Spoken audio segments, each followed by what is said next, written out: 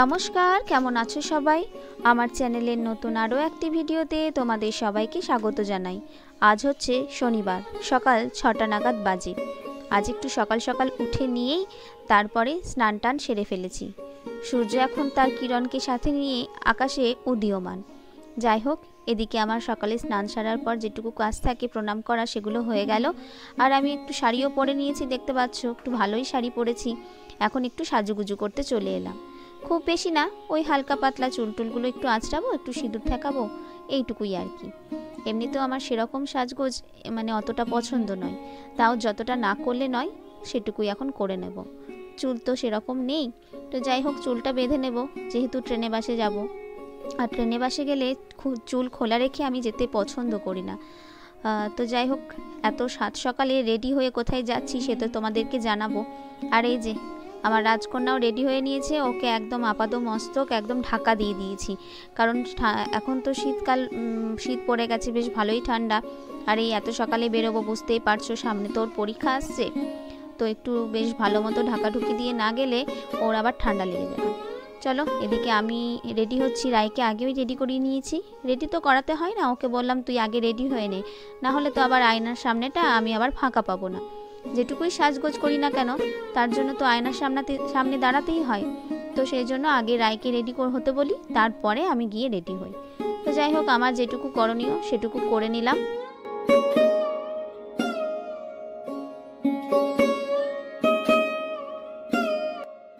ঠান্ডা যেহেতু পড়েছে, তাতে আমি বা কেন বাদ যাই। এই যে আমিও আমার সোয়েটারটা খুলে নিচ্ছি। এই সোয়েটারটা মনে আছে, সেই আগের বছর বৃন্দাবন গিয়েছিলাম, ওখান থেকেই নিয়ে এসেছি। তো সোয়েটারটা খুব ভালোই লাগে। যাই হোক, এত ভালো শাড়ির পর শাড়ি পরার পর এরকম করে যদি সোয়েটার চাপাতে হয় গায়ে, একদমই ভালো লাগে না, তাই না? কি আর করা যাবে, কিছু করার উপায় নেই। তো শুধু আমি আর রায় যাব না, যাবে আরও দুজন। কে কে যাবে তোমাদের সঙ্গে এক্ষুনি শেয়ার করছি। তার আগে একটু রান্নাঘরে এলাম, সূর্যটা এত ভালো লাগছিল, তো ভাবলাম তোমাদের সঙ্গে একটু শেয়ার করে নিই। আর এই পুকুরের পাড়ে ওই সূর্যটা যখন ওঠে আর তার মধ্যে এই গাছগুলোর ছায়া পুকুরের জলে পড়ে, দেখতে বেশ ভালোই লাগে, তাই না? মনে হয় যেন নদীর ধারে আছি। ট্রেন ধরবো বলে সময়ের আগেই রেডি হয়ে নিয়েছি, কিন্তু এসে দেখি ট্রেন আবার কিছুক্ষণ লেট আছে। তো চলো তোমাদেরকে দেখাই যে আমাদের দুজনের সঙ্গে আর কে কে যাবে। এই যে বিকি যাবে, আর যাবে হচ্ছে রায়ের বাবা। তো সবাই সময়ের আগেই রেডি হয়ে বাইরে বসে এসে দেখি যে ট্রেন লেট আছে। তবু ভালো যে আমরা রেডি হয়ে আছি, না হলে দেখা যেত যে আমরা রেডি হতেই পারলাম না, অথচ ট্রেন ঠিক তার নিজের টাইমেই চলে এলো। তো কোথায় যাব? দাঁড়াও দাঁড়াও, তোমাদেরকে তো অবশ্যই বলবো, আর তোমাদেরকে সাথে করেও নিয়ে যাব।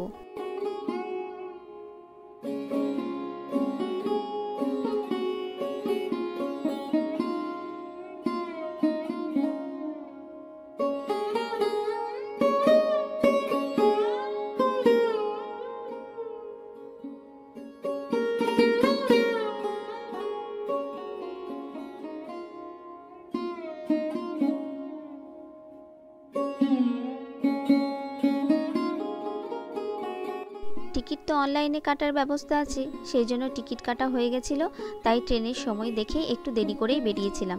কিন্তু এসে এই যে ওভারব্রিজে দাঁড়িয়ে আছি, কেন বলো তো? কারণ ট্রেনটা কোন প্ল্যাটফর্মে দেবে ঠিক বুঝতে পারছি না। তো আগে থেকেই যদি প্ল্যাটফর্মে নেমে বসে থাকি, তখন যদি আবার অন্য প্ল্যাটফর্মে দেয়, তখন আবার হন্তদন্ত হয়ে ছুটে আসতে হবে। সেই জন্য এখানেই দাঁড়িয়ে সবাই মিলে একটু গল্পগুজব করছি, আর একটু সেলফি তুলছি, একটু রিলস বানাচ্ছি।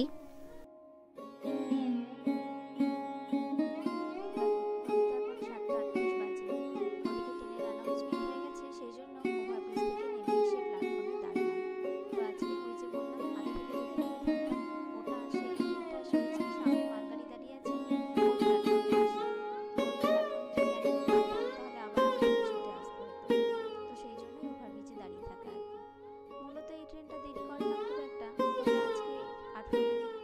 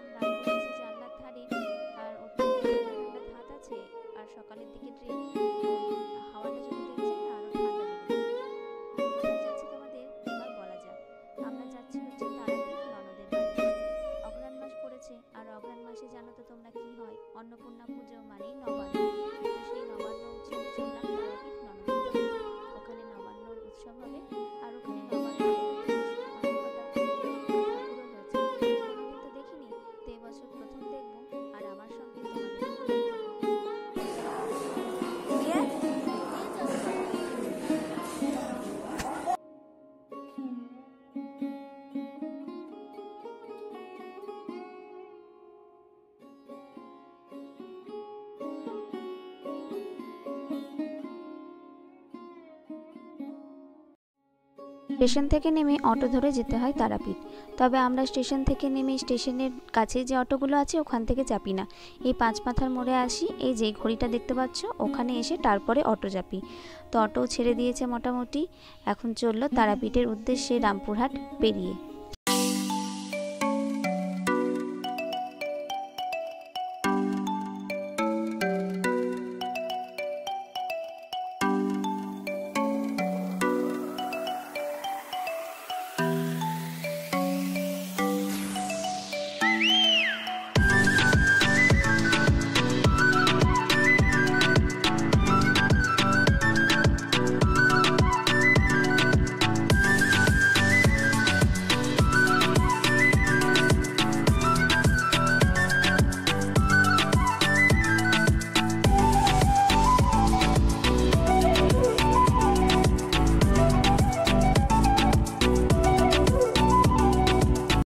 তারাপীঠে ঢুকে গেছি, এই যে তারাপীঠের নদী দ্বারকা। একবার মনে মনে প্রণাম করে নিলাম। বসেছিলাম অটোর পেছন দিকে, বেশ ভালো জায়গায়। ভাবলাম বেশ 2-4টে ভিডিও করতে করতে আসবো। ওখানে আমি, রায় আর রায়ের বাবা, এই তিনজনেই বসেছিলাম। কিন্তু তারপরে দেখি আর একজন সাধু এসে বসে গেল, ব্যাস হয়ে গেল, ভিডিওর 12টা বাজিয়ে দিল। যাই হোক, নেমে পড়েছি। আর এই যে 3 মাথার মোড়, ভালোবাসার তারাপীঠ। এখানে তো প্রত্যেকটা জায়গায় মানে ফাঁকা জায়গায় নেই বললেই চলে, প্রত্যেকটা মানে এই জায়গা লজে ভর্তি। আর আমরা যাবো ননদের বাড়ি, সেটাও তো লজ। তোমাদের তো এর আগেও বলেছি, আবারও একবার বলে দিলাম ঠিকানাটা, তারাপীঠ 3 মাথা মোড়, ভালোবাসার তারাপীঠ বাংলা যেখানে লেখা আছে সেখানে সত্যবতী ভবন। এই যে আজকে আমরা কিন্তু বাড়ির মানে লজের অন্য দিকটাই ঢুকবো। এর আগের দিন অন্যদিকে ঢুকেছিলাম, তোমরা নিশ্চয়ই দেখেছিলে ভিডিওতে। আর আজকে ঢুকবো একদম ফ্রন্ট দিকে, চলো।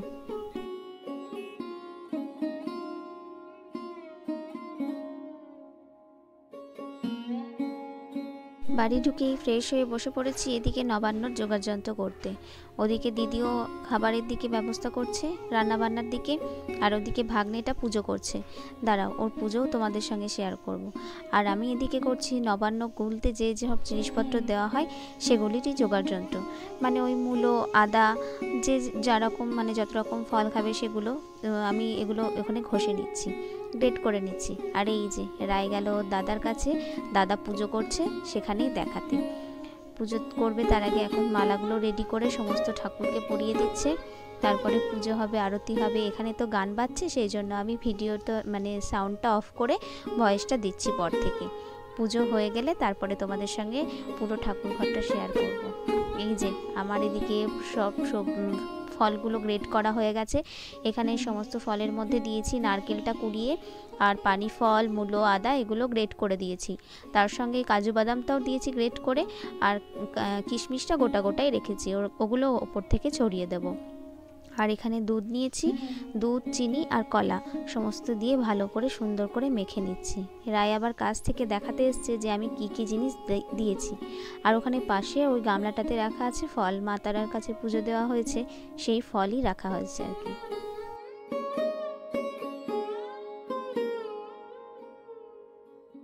নবান্ন উৎসব, বছরের প্রথম চাল, নতুন চাল দিয়ে মা অন্নপূর্ণার পুজো দেওয়া হয় এবং বাউস্তকে নবান্ন দিয়ে তারপরে সেই নতুন চাল প্রসাদ হিসেবে গ্রহণ করা হয়। তো নবান্ন তো আমার গোলা হয়ে গেছে, এখন বাউস্ত বাড়ানোর পালা। ওদিকে ভাগ্নি পুজো দিচ্ছে, দিতে দিতে এখন বাউস্তটা বাড়িয়ে দিচ্ছে। আমি সমস্ত কিছু রেডি করে দিয়েছি, ও এখন যেখানে যেখানে দেবে সেই জায়গায় বাউস্ত বাড়িয়ে দিচ্ছে। বাউস্ত বাড়ানো মানে ওই ঘরের 5 জায়গায়, যেমন ঠাকুর ঘরে, তারপরে রুমে, যে রুমে বাস করে সেই কোনো একটা রুমে, বাইরের দরজায়, উঠোনে, তারপরে তুলসী তলায়, এগুলোতে ওই নবানগুলো দেবে কলা পাতায় করে। তো দেখো এদিকে এখন এই তুলসী গাছ যেখানে আসে সেই তুলসী মন্দিরের ওখানে নবান্নটা দিতে এসছে। এটা দেওয়া হয়ে গেলেই তারপরে আমরা সবাই নতুন এই বছরে নতুন চালের যে নবান্ন সেটা সবাই গ্রহণ করতে পারবো প্রসাদ হিসেবে।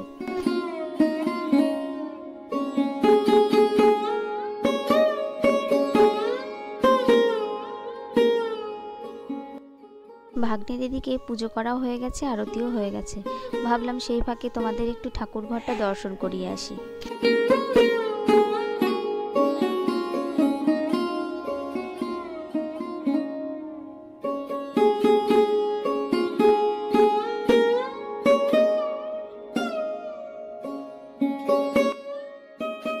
বাউস্তু বানানোর পর সবারই নবান খাওয়া হয়ে গেছিল, মানে টিফিন যেটাকে বলছে। বাকি ছিলাম আমরা তিনজনে, আমি, দিদি আর ভাগ্নেটা, কারণ ওর তো পুজো হয়নি তখনও।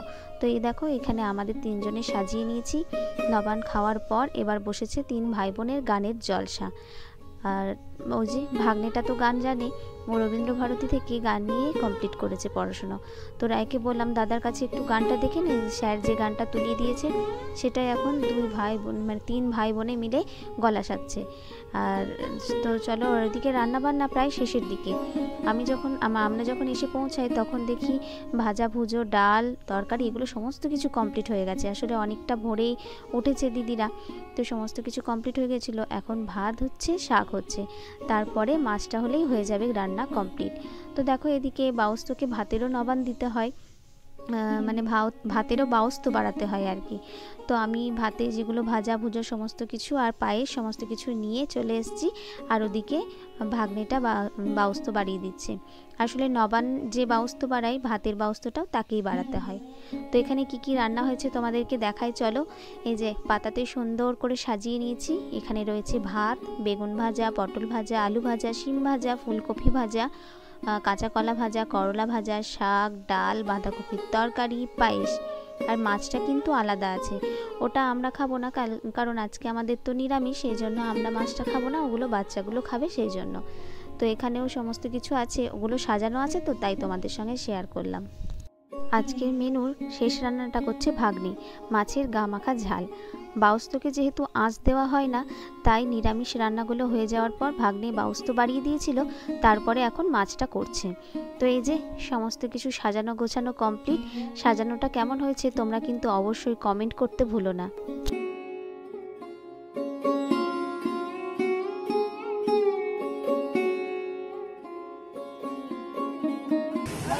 6:36 বেজে গেছে, আমরা এখন সবাই মিলে রেডি হয়ে গেছি। এখানে পুজো হয়, নবান্ন উৎসব, মেলা বসেছে, তো সেটাই দেখতে যাচ্ছি। কে কে যাচ্ছি দেখাই তোমাদের। সবাই একসঙ্গে যাওয়ার আনন্দটা কিন্তু আলাদা। তো জানি না কিভাবে যাব, সবাই একসঙ্গে কোথায় বসবে, তবে কতটা দূর যে যেতে পারবো তাও জানি না, কারণ এতটা ভিড় হয়েছে ওই মেলা বা ঠাকুরের মণ্ডপে। টোটোটা শেষ পর্যন্ত পৌঁছবে কিনা সেটাই চিন্তা। দেখতে পাচ্ছ রাস্তার দুধারে কি সুন্দর জমজমাট একদম হয়ে আছে। এমনিতেই তো তারাপীঠ মন্দিরের কাছে সর্বদা জমজমাট থাকে। এই যে লাইটিংগুলো দেখেছো কি দারুণ লাগছে। আমার দেখা প্রথমবার নবান্ন উৎসবে তারাপীঠে এরকম লাইটিং, এরকম ঠাকুর দেখা। তো আমি যেহেতু প্রথমবার দেখছি, তাই তোমাদের সঙ্গেও শেয়ার না করে তো পারবো না, তোমাদেরকেও সঙ্গে নিয়ে এসেছি। তবে টোটোটা না বেশি দূর যায়নি, এই রাস্তায় দেখছো, রাস্তায় এসে আমরা নেমে গেছিলাম কিন্তু, কারণ তারপরে তো প্রচণ্ড ভিড় ছিল। আজকেই যেহেতু নবান্ন মানে উৎসবটা, পুজোটা আজকেই, তো সেই জন্য প্রচণ্ড ভিড় ছিল। তো যাই হোক, তাতে কোনো আমাদের আপত্তি নেই। আমরা নেমে গিয়ে হেঁটে হেঁটে সবাই মিলে সুন্দর গল্প করতে করতে ঠাকুরও দেখেছি, মেলাও ঘুরেছি, আর কি করেছি, অনেক মজা করেছি, সেটা তোমাদের সঙ্গে শেয়ার করলাম। চলো দেখে নাও তোমরা।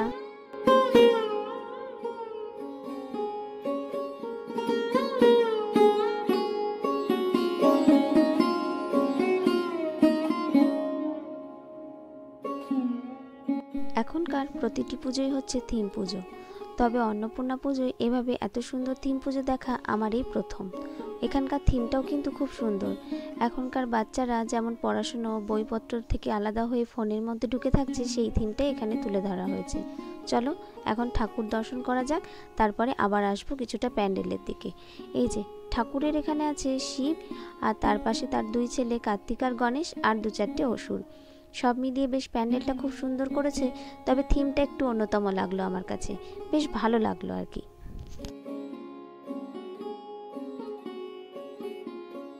ঠাকুর দেখে নিয়েছি, এবার আমরা চলে এসেছি মেলার দিকে। এটা হচ্ছে তারাপীঠ পালপাড়ার ঠাকুর। তো ওখানেই মেলাটি বসেছে, খুব সুন্দর একটি মেলা।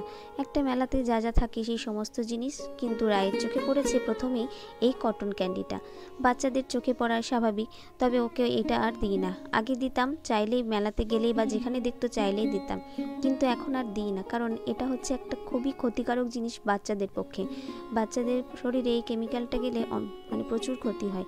এমনিতেই বা আমরা যা খাচ্ছি সবই তো কেমিক্যাল, তো যেগুলো জানি হয়তো যে না এগুলো খেলে ক্ষতিকারক হয়, তো সেগুলো না দেওয়ারই চেষ্টা করি। তো ওগুলোর বদলে ওটা অন্য কিছু রায়কে বললাম তুই নে।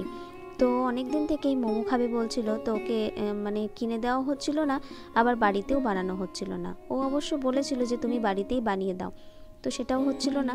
তো ভাবলাম তাহলে আজকে যেহেতু এই বায়নাটা করছে, মানে কটন ক্যান্ডির বায়নাটা করছে, তাই ওটা এড়াতে ওকে না হয় আজকে মোমোই কিনে দেবো।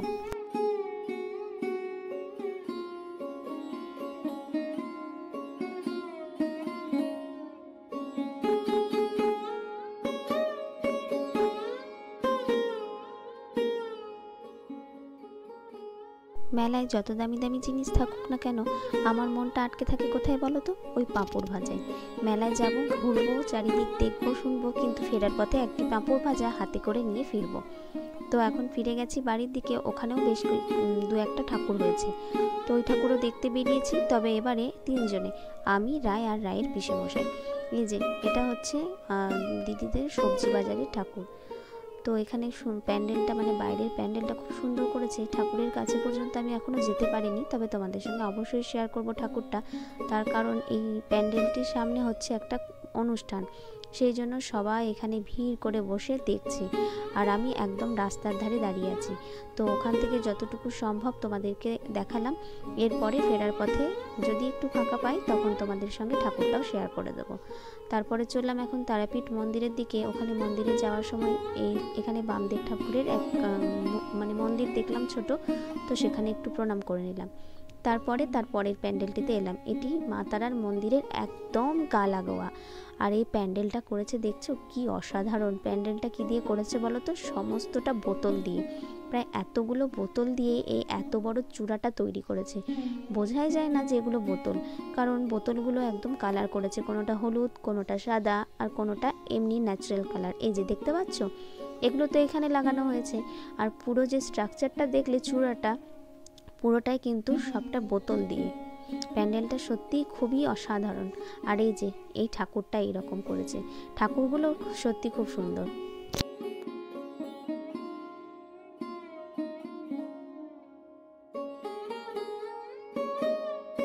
মায়ের মন্দিরের কাছ থেকেই ফিরলাম, তবু আজকে আর মায়ের দর্শন হলো না, তাই মন থেকেই দূর থেকেই মাকে প্রণাম করে নিলাম। কারণ সকাল সকাল আসার এটাই একটু আলাদা, তাই না? তো যাই হোক, প্রণাম টনাম সেরে নিয়ে এখন চললাম বাড়ির উদ্দেশ্যে। আর কোথাও ঠাকুর দেখতে বেরোবো না, এবার সোজা বাড়ি। আর দুপুরে তো ভাত খাইনি, কারণ খিদে পাইনি, সেই জন্য এবার রাতে গিয়ে অল্প একটু ভাত খাবো, তাহলেই শান্তি। আর এই যে একদম বাজারের মধ্যে দিয়ে যাচ্ছি। চলো, তোমাদের তো আসার সময় ওই ঠাকুরটা দেখাতে পাইনি, যাওয়ার সময় একটু ফাঁকা পেয়েছিলাম, তো তোমাদের সঙ্গে ঠাকুরটা শেয়ার করেছিলাম। আর আমি গোটা ভিডিওটা জুড়েই বলে গেলাম যে অন্নপূর্ণা পুজো, কিন্তু না গো, এখানে অন্নপূর্ণা পুজো নয়, এগুলো সব নবান্ন উৎসব উপলক্ষেই হয়েছে, কিন্তু কার্তিক পুজো। তো তোমরা আমার পুরো ভিডিওটা না পড়ে কিন্তু কমেন্ট করো না যে ঠাকুরগুলো দেখলাম সবেতেই কার্তিক ঠাকুর আছে, কিন্তু তুমি বলে যাচ্ছ অন্নপূর্ণা পুজো। না, আমি সবেতেই বলে গেছি ঠিকই, কিন্তু ওটা বলতে ভুলে গেছি যে এটা নবান্ন উৎসব উপলক্ষে কার্তিক পুজো হয়েছে। চলো, এই যে চলে এসেছি কাছাকাছি, এবার তোমাদের ঠাকুরটাও দর্শন করিয়ে দিই। তো এই ঠাকুরটা দর্শন করিয়েই ফিরবো বাড়ি। আর বাড়ি ফিরতে ফিরতে আজকে ভিডিওটা শেষ করছি। ভিডিও ভালো লাগলে অবশ্যই একটা লাইক, কমেন্ট, শেয়ার করতে ভুলো না। তোমরা যারা আমার চ্যানেলে নতুন, তারা প্লিজ চ্যানেলটিকে সাবস্ক্রাইব করে পাশে থেকো। আর যারা সাবস্ক্রাইব করেছো তাদেরকে অনেক ধন্যবাদ। তোমাদের সঙ্গে দেখা হবে নতুন আরও একটি ভিডিওতে। তোমরা ভালো থেকো, সুস্থ থেকো, সাবধানে থেকো। Love you all and tata.